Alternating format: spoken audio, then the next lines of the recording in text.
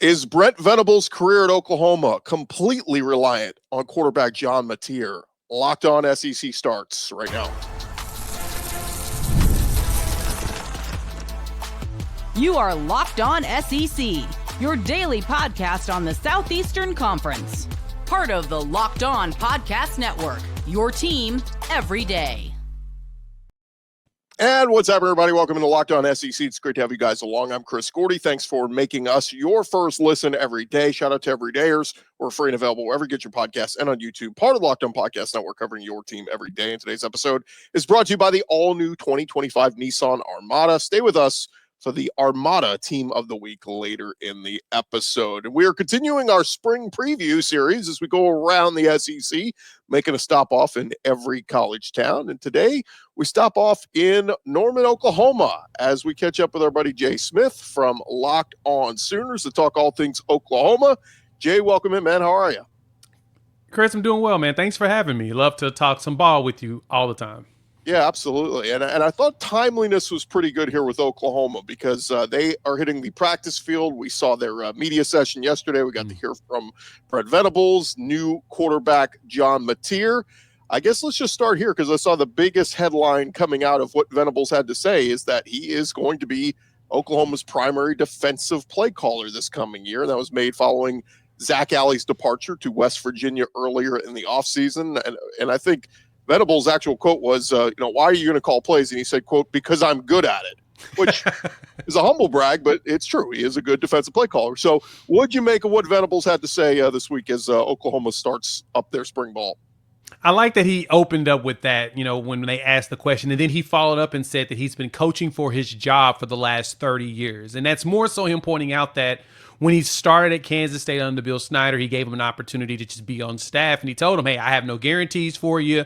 This is conditionary. I'm going to be watching you like a hawk. Make sure you're doing what you're supposed to do, blah, blah, blah. And Brent Venables was excited about that. And he was like, whew, I got the opportunity. Let me prove myself. And sure enough, he has. He has 3 national championships, played in 6 different ones. So he's been able to prove to everybody that he has the capabilities of being able to do this as a defensive play caller. Now he's at the next level trying to show that he's a head coach, but it made sense for him to take over when Zach Alley decided to leave. He realized that he's in another moment where he's coaching for his job. Like, there's not much leniency there, but bringing in Nate Drilling as well as Wes Goodwin, that's going to give him some guys to really help him with prepping, and then BV can do the thing that he's best at, which is actually calling the plays. I think what a lot of people kind of forget when they talk about Venables is his first year. Okay, maybe it wasn't a home run year, but his first year at Oklahoma, they go 6-7, and then they build off of that, and they go 10-3 in year 2. I think people forget about that 10-win season where, it was a nice year, particularly, with Dylan Gabriel, but they end up putting all their eggs in the Jackson Arnold basket, and that didn't work out. And so now here we are. Defense was solid last year. Offense was a problem. What do you make of them going with John Mateer, and what do you make of what the new quarterback had to say, speaking with the media for the first time as a Sooner? First off, it's funny because earlier in the week, the Oklahoma media team did an interview with some of the newer players and asked them what jerseys did they like. And so they gave the traditional ones, the all-white Ices, the crimson and the white pants, the Unity jersey, and then the throwback we used last year. So all the players talked about it, but John Mateer walked in and was like, you know what, the one I like? The wood grains. Those haven't been worn in years, Chris, like in years, which tells me one thing. That dude watches Oklahoma football. That dude has been a fan of Oklahoma football since he was young. And he said that before, like with his commitment picture, it was a picture of him doing a visit at OU in 2020. So that tells you he wanted to come to Oklahoma, but, Lincoln Riley wasn't interested in him. Well, he's got the opportunity, and he said he's ready for it. He's excited that he's getting the opportunity, and, he's very humbled by it. And so I'm excited to see him go out there and play because he's actually been able to put up numbers. Remember, this dude threw for over 3,000 yards and ran for over 800 yards. Sure, he did it at Washington State or whatnot, but we've seen guys transfer into the conference and be able to replicate some of those numbers if they're good enough. The best part about John is he came with this offensive coordinator. So him and his OC both know all the plays. He can teach his teammates, which can build a relationship and rapport which hopefully will translate on the field. I think it will. I think he'll be able to give Oklahoma a much better offense than we had last year. I didn't say it was going to be the best offense in the country, but it'll be better than last year's. Yeah, that's the interesting part is, when Jackson Arnold was good at times last year, it was his dual threat ability. It was his running ability. And you look at what Mateer was able to do. I mean, 800 rushing yards is, he's not Michael Vick, but he uses his legs as part of his game. So it is interesting. You talk about Ben Arbuckle coming over, and I think I accidentally called him John Arbuckle this week. That's the Garfield cat owner. But Ben Arbuckle coming over. I mean, was that kind of understood when they got him that, okay, we've got a pretty good chance here to get an NIL deal and bring the quarterback with him? Yeah, I think that was the hope. I'll say that. And mainly because the last quarterback they had there that transferred out, he went to Miami. And guess what Miami needs? A quarterback. And so that they were going to pick up the phone and say, hey, Ben, you got any more of those quarterbacks again? Because that last one was real good. We like to take a second one. And obviously, they put a pitch out there to John Mateer, and then rumor has it that Bill Belichick picked up the phone and called, and so did Tom Brady to try to convince him to go to UNC. So, yeah, there was a lot of interesting things in the background, but really the expectation was he was going to follow Ben Arbuckle. It's a lot easier to replicate the numbers you did before when you have the same offensive coordinator. Now, technically, he'll have better weapons in comparison to what he had when he was at Washington State. I mean, it's no shade to them, but you're looking at some better weapons here at Oklahoma, and now all they got to do is put it all together and make it happen, which is the one thing I like that even John Mateer said in his interview, that he understands that it's going to be a challenge, and this is a great way for him to measure to see if he can actually do it or if he needs to improve himself. And I love the fact that he sees a challenge and he wants to go after it. More with Jay Smith in just a second, but I want to remind you guys, the Armada Team of the Week is brought to you by our friends at Nissan and the all-new 2025 Nissan Armada. And each week, our Locked On College basketball experts are picking one team that stands apart, from top-seeded stars to the unexpected upsets. These guys showcased the strength and sheer power needed to push their team forward. And this week's Armada and clear-cut Team of the Week are the Houston Cougars. Since joining the Big 12 last season, the Cougars have gone a combined 33-4 in conference games, winning the regular season title by multiple games both years.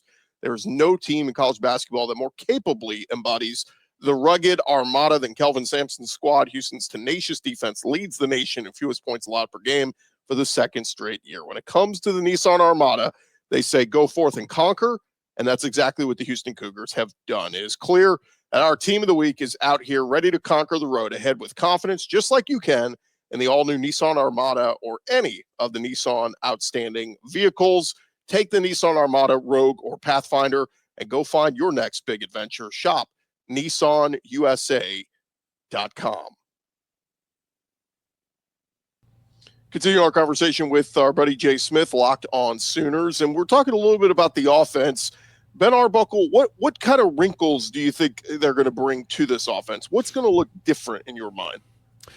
Honestly, I think there'll be a lot more running between the tackles and a combination of like air raid and just a lot of running. When I looked at Ben Arbuckle's games and I was watching some of the plays and everything, they do some GT counter, they do a lot of misdirection. There's creativity in the offense, something that we didn't have last season, unfortunately. We thought we were going to get that, but it seemed like somebody fell asleep at the wheel. And so I expect for us to see a lot of movement, motion. I like to see, like I said, some leveraging, moving the tackles and the guards around, getting some runs between the tackles. And because John Mateer is a legitimate threat on his feet, just like you said, Chris, he's going to be able to force teams to respect the chance that he could do a read option and keep that bad boy. And so teams won't be able to focus in like they were, or even if we decide to bring in the RPO a little bit, they're going to have to respect him as a passer too. He's thrown for yards. He's played at collegiate level. He was behind Cam Ward, and he even talked about that. So because of that, I expect us to see a lot of movement and a lot of creativity. Like I said, something we didn't see last season. One of the big question marks for me going into the spring with Oklahoma is who's going to be the running back, right? I mean, you got some good options. Jovantae Barnes came on last year, had a nice year, but Gavin Sawchuk was kind of the dude 2 years ago, and then last year he was kind of like took a back seat. So you got some options there. Xavier Robinson, Taylor Tatum in there, but is that one of the questions you have for the spring? Is like who's going to emerge as maybe not the back, but the backs if they go rotational? Yeah, that's been the big question for me is I've been wondering who's actually going to take over that spot because it's like you said, you got all four of those coming back. Jovantae Barnes and Gavin Sawchuk, as true freshmen, they ran for 100 yards in the Cheez-It Bowl against Florida State, like one of the first times it's ever happened at Oklahoma. And so we were like, okay, we're excited about them. Then the next season, Jovantae Barnes was dealing with a foot injury. And then Gavin Sawchuk finally got over his hamstring injury, ran for 500. He ran for like 100 yards, 5 straight games. But then last season, it was just like they kind of forgot what to do. But that was also a combination of a substantial amount of offensive line configurations due to a lot of injuries. Like the Sooners dealt with some bad injury stuff. We lost 5 offensive linemen, 6 wide receivers, and ain't nobody else going to survive that, especially with a young quarterback who's still trying to figure out the game. So I'm thinking it's going to be a running back by committee, but I kind of expect Xavier Robinson to push his way closer to the top. Taylor Tatum had fumbling issues last year, so for me, I kind of want to redshirt him to make sure that he's able to hold on to the ball, but he's so talented. It's really hard to keep him off the field, so it's going to be intriguing to see how the running back battle goes. I'll say this, Chris. The question is who's going to be healthy in August. That's who's going to start.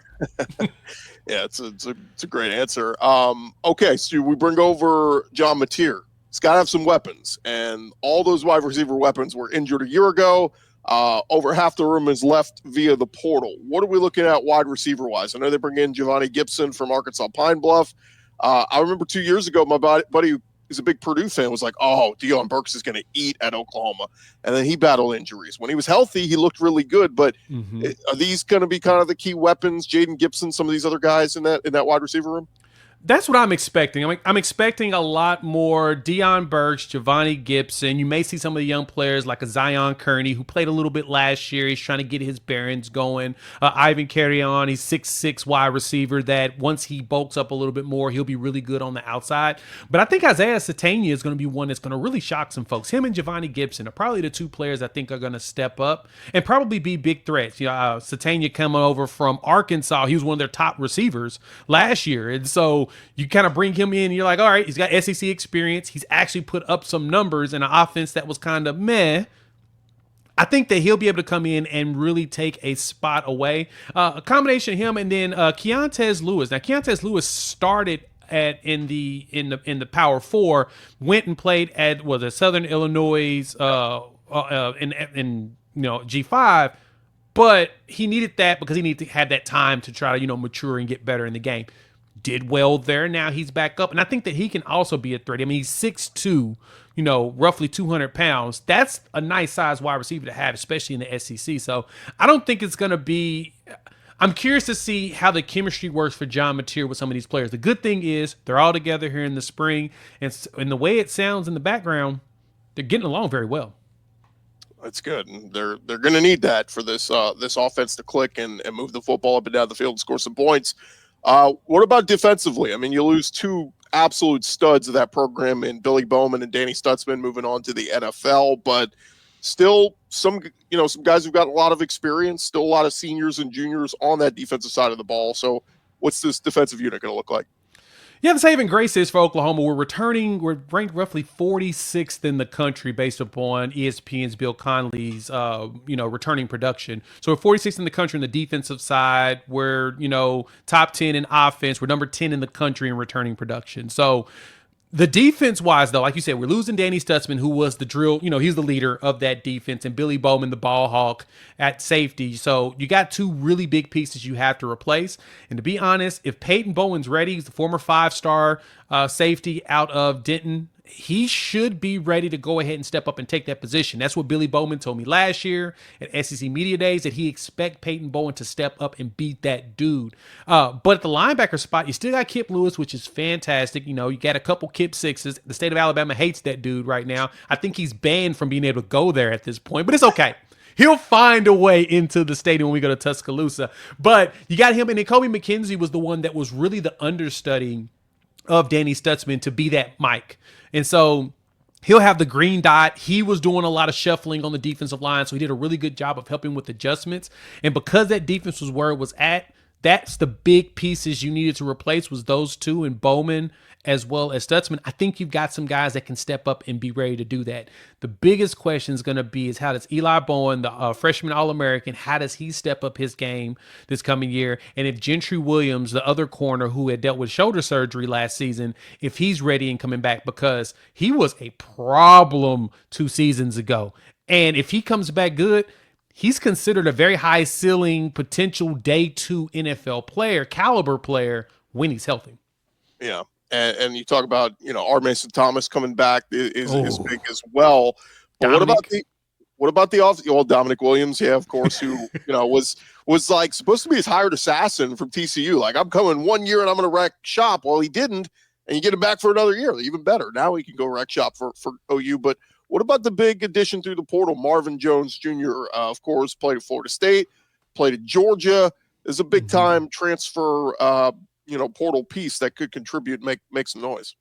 Yeah, former 5-star, and he did okay at Georgia, just didn't work out there. Went to Florida State and was kind of a shining light to a really bad team. Like he did pretty solid for himself, but that team was just awful. Unfortunately, everything fell apart for them last season as well. But I think he comes in and he'll have a great opportunity to get some playing time now because you lose Ethan Downs, who did fantastic at the NFL Combine. You lose two other edges in Caden Woolard as well as Trace Ford. So that room is a little bit young.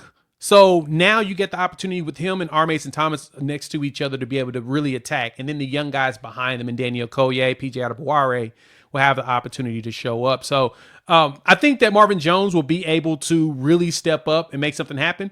Funny, cool little fun fact about him. His dad is the coach of the Tulsa Oilers indoor football team, which is roughly 2 hours from Norman. So come to find out, his dad's actually in the state of Oklahoma. It's pretty awesome that we were able to snatch him and bring him here. So dad now can drive down to Norman and watch him play. So but I am excited about him. I think that he's going to be a good contributor on the other side. R. Mason Thomas had 9 sacks last season, with 6 of them coming in the SEC. Teams are going to be watching for him. And because of that, Marvin Jones Jr. has an opportunity to go out there and wreck shop because so many people will be concerned about RMT. Yeah, who do you double team? That's the question. You leave the other guy open. I always like to, Jay, in the moment of truth, we're going to kind of just, it's spring, so we always got to do the quick leap ahead, look at the schedule. I always like to kind of split the schedule in half. I'm like, all right, the first half for Oklahoma is very doable, right? You get Michigan, week 2, so you get a warm-up game against Illinois State. You get Michigan at home. They go to Temple for some reason. I don't know why you want to go up there, but your first SEC game is at home against Auburn. Then you get a breather with Kent State, and then it's Texas in the Cotton Bowl. And I think that's there is a very good chance that OU is 5-0 going into the Texas game. Now they're gonna have to beat Jackson Arnold, the revenge game against Auburn, but a good chance they are undefeated going into the Red River rivalry. Is that what you would say? I 100% agree. The good thing for Oklahoma is that we're dealing with a bunch of teams with a whole bunch of new quarterbacks. Kent State's one of the worst teams in the country. Illinois State is not very good either. No shade, but the numbers have shown that you're pretty low on the SP Plus rankings or whatnot. And then Michigan has a new quarterback situation. Actually, we have no clue who their quarterback is. And they lost a lot of NFL talent for the second straight year in a row. It's very hard to recover from that regardless of how good you recruit. Sometimes you kind of get a bump and you got to recover yourself. And the good thing for us is we get this young quarterback on the road, second game of his career. That to me is probably the helper to me, feeling like Michigan is potentially a win, especially with having a veteran quarterback like Jovantae Mateer who knows the offense. Nobody really knows what Ben Arbuckle is going to do, so they're going to have to try to figure that part out. The Temple game, though, fun fact on that, we actually scheduled that game back when Matt Rule was the head coach at Temple. So, yeah, that's how far back that game was scheduled. And, yeah, I still don't understand why we didn't just adjust it and say, you know what, make it 2 home and homes, we'll pay you more. But the Jackson Arnold revenge game is going to be interesting because I'm still asking the question, will Jackson Arnold even be starting at Auburn? They brought in him and Ashton.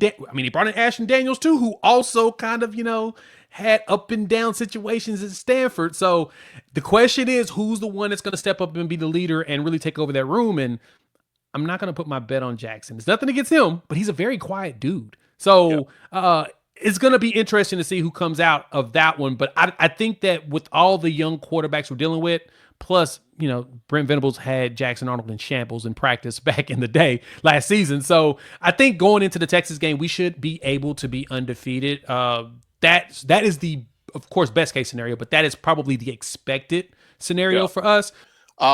Okay, so we've gotten up to that point, and yes, 5-0. But now my problem here is, Jay, to find a sixth win, which would get them to bowl eligibility.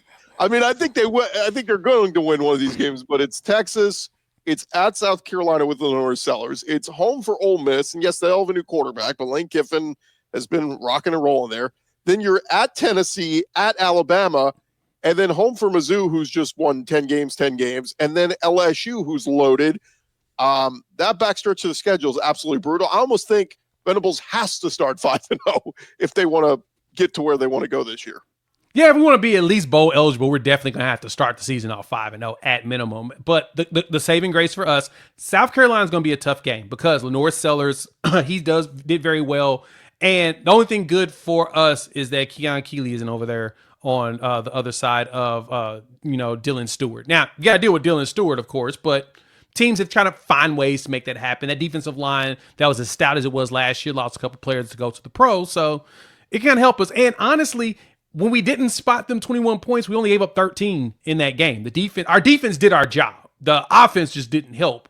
Competent offense, that game's a lot closer. Maybe we sneak the win, but I think that Ole Miss game is the one that we'll definitely win at home. Like, we gave Ole Miss problems on the road, and then the second half, after another offensive lineman went down, we had to play a young tackle. We just got abused. He just kept getting abused the entire game because he just wasn't ready. It was one of those, great, we lost our second tackle. Let's go ahead and bring in the third one that we didn't expect to have to play this soon because the actual third one's on the other side of the line because of another injury, and everything fell apart. So I think that revenge game is one that we should be able to get. That's that's at minimum your sixth win right there is the Ole Miss game. I think we can pull that one out. Tennessee is going to be a challenge going back out to Knoxville. Hopefully we can do the same thing we did when Baker Mayfield was here. Go out there and just, walk away with the win that we probably shouldn't be able to get. I'm gonna cross our fingers on that game. The Alabama game's interesting. I think Alabama, Missouri, and again, Ole Miss are the ones where you got new quarterbacks too, right? I like Ole Miss. Was it Austin Simmons is most likely to be the starting quarterback? They don't have a transfer like Jackson Arnold coming in, so I think that game is going to be a challenge for him just because they're young.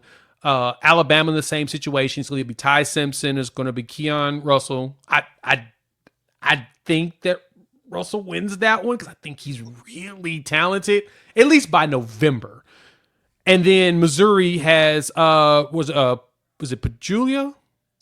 Yeah, Bo Perbula from Perbula. My apologies, Bo Perbula from he transferred in from Penn State, and so they'll have another young quarterback, and so it'll be a situation where depending on how he's doing by November 22nd will kind of tell us if that's an opportunity. LSU, I'm going to chalk that one out as possibly an L. They are loaded. They have just about everybody coming back that they really need to come back. And Caden Durham, gosh, he's from Oklahoma, and he ended up at LSU. That kid is good. Yeah. Hurts my heart to see that he decided he didn't want to come to Oklahoma and join us. But it's okay. We don't judge. Maybe he'll transfer one day. But that one's going to be a tough game. I will 100% get LSU and South Carolina as two of the toughest games on the schedule, guaranteed. So very last thing for you, Jay. Give me it's spring, it's March, right? So give me your bold prediction. What's Oklahoma's schedule this season? Bold prediction, I'm giving Oklahoma 10-2. Okay. A competent offense should be able to get us 4 more wins because our defense won 6 games last year. And we can all say it. In 118th ranked offense, and the defense was ranked top 10 in defense efficiency. So the defense, without an offense that kept turning the ball over, still was able to find a way to win 6 games. If we just had some competency, which I think Jovantae brings it, I can see 10 wins. If they go 10-2, Jay, Brent Venables is getting my SEC Coach of the Year vote. Okay, so yes. that is hands down a lock. And John Mateer might be in New York for the Heisman Trophy ceremony if they're 10-2. So that might be incredible. Jay, let everybody know where they can find your stuff, man. Yeah, come check us out. Locked On Sooners here on YouTube, as well as whatever podcasts are downloading and listening to. Chris, thanks for having me. Thanks, Jay. We'll see what happens with that 10-2 Sooners prediction. More Locked On SEC coming your way in just a second.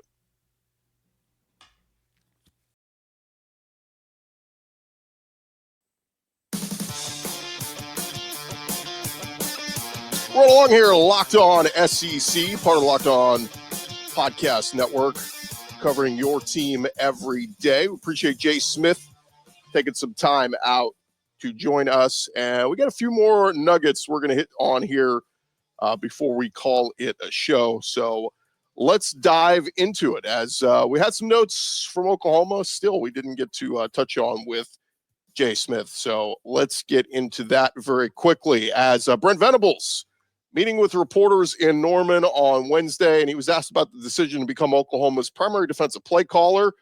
Like we said, that move was made following Zach Alley's exit to West Virginia. Oklahoma reportedly pursued Jim Knowles before he landed at Penn State, but eventually they settled on Venables as a defensive play caller this fall. Venables, who has coached in 8 national championship games as the defensive coordinator, was renowned as one of the nation's best in that role before he left Clemson to come to Oklahoma. Reporters asked, why are you making this move? He said, why am I going to call the defense? Because I'm good at it. I'm confident in it. We got a great staff. If I'm going to be successful, if the players are going to be successful, if the product is going to be what we want it to be, it's going to be because of all of us. And somebody has got to lead that. Venables also pointed out that he's previously called plays as Oklahoma's head coach back in 2023, has an idea of what to expect as far as managing responsibilities. Said, look, many people do that at a really high level, where they call on an offense or call a defense, have a lot of success. No guarantees with anything, but it's a comfort zone for me. Last year when we went 6-7, I didn't call the defense, and that didn't work very well. So Brent Venables saying, I'm putting it in my hands. If it's going to be my job on the line here, I'm going to make the calls. And one of the big added pieces we talked to last segment with Jay Smith is the new quarterback, Jovantae Mateer, and he met with the media there in Norman for the first time as the new quarterback. And he talked about joining this team in the new mindset. He said, look, people say I have a swag. I just play football. I have the ball in my hand every play. I get the opportunity to do something with it. The camera's on me all the time. So I guess I have swag. Some people say I have toughness. I just feel like I have an obligation to give everything I have for my teammates. So swag, Jovantae Mateer, bringing that to Norman. Let's see if he's able to bring them more wins. That is the key there in Norman. How about over in Tuscaloosa, Alabama hitting the practice field this week, and new offense coordinator Ryan Grubb speaking with the media for the first time on Wednesday, and he talked about his quarterbacks and that battle going on between Ty Simpson, Austin Mack, and Keelan Russell. He started off on Ty Simpson. He said, look, Ty's done a good job. I thought he had the biggest jump from practice day 1 to day 2, just as far as being able to take in all the information, process quickly, and move. Now, here's the problem. If like the Ty Simpson stinks so bad day 1 that day 2 he was just mediocre and that was a huge improvement, or was he pretty good on day 1 and he just blew everybody out of the water in day 2? Granted, look, this is spring ball, it's practices, but good review there from Ryan Grubb on at least the first 2 days of practice on Ty Simpson. Now, Austin Mack is a former Washington player that Grubb and Kalen DeBoer recruited when they were at Washington. And he had plenty of praise from Mack. He said, look, Austin has done a really good job of showing command for such a young player. So Austin Mack, good reviews on him. But perhaps Keelan Russell, the most exciting member of that quarterback room, the 5-star prospect. A lot of people hoping to see him play this year, and high hopes for him. Ryan Grubb on Keelan Russell said, Keelan is awesome, man. He's very unflappable, even when things don't go right, and they very rarely will for a freshman quarterback. I think he's done an awesome job of just staying the course and being very steady, and he can make a lot of plays. So Alabama's 8A game set for April 12th, but no TV broadcast. You'll have to be in person to catch that one, and maybe worth making the drive over to Tuscaloosa to go see Keelan Russell in action whenever he gets snaps in that game. Over at Missouri, the Tigers kicked off their spring ball last Friday and opened up their practice to the media over the weekend. Eli Drinkwitz talking about a number of different things. He talked about quarterback competition and gave an injury update on quarterback Sam Horn. But a lot of people were wondering about starting center Connor Tolleson. He's coming off a serious knee injury suffered in week 11 last year against Oklahoma. Drinkwitz gave an update. He said, look, he's doing really good. He was able to be out here and snap during 7-on-7. Obviously, there's no contact, but he's really attacked his rehab. Really proud of him and how much he has gotten done. So, the good news is he's back out there, but the bad news is sounds like it's just going to be 7-on-7 contact for him for now. And we'll see. That will be something to keep an eye on Tolleson and, trying to develop that chemistry with new quarterback Bo Perbula. Now, one other piece that Mizzou fans had an eye on is Michigan transfer interior offensive lineman Dominic Giudice. I say his name. He was taking first team reps at center in place of Tolleson, and Dominic appeared in 10 career games, with 7 of those games coming last year. Gave up 5 pressures and no sacks. So might be a good option there for Missouri as far as having to fill that hole for now.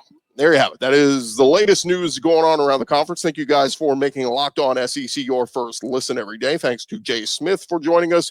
And thank you guys again for making us your first listen. For your second listen, you can go check out Locked On College Basketball with Isaac Shade and Andy Patton. March is here, so be the most informed college basketball fan throughout the madness. Find Locked On College Basketball on YouTube or wherever you listen to your podcast. I'm Chris Gordy. This has been Locked On SEC. Everybody have a great day. We'll be back tomorrow. Come on back and see us.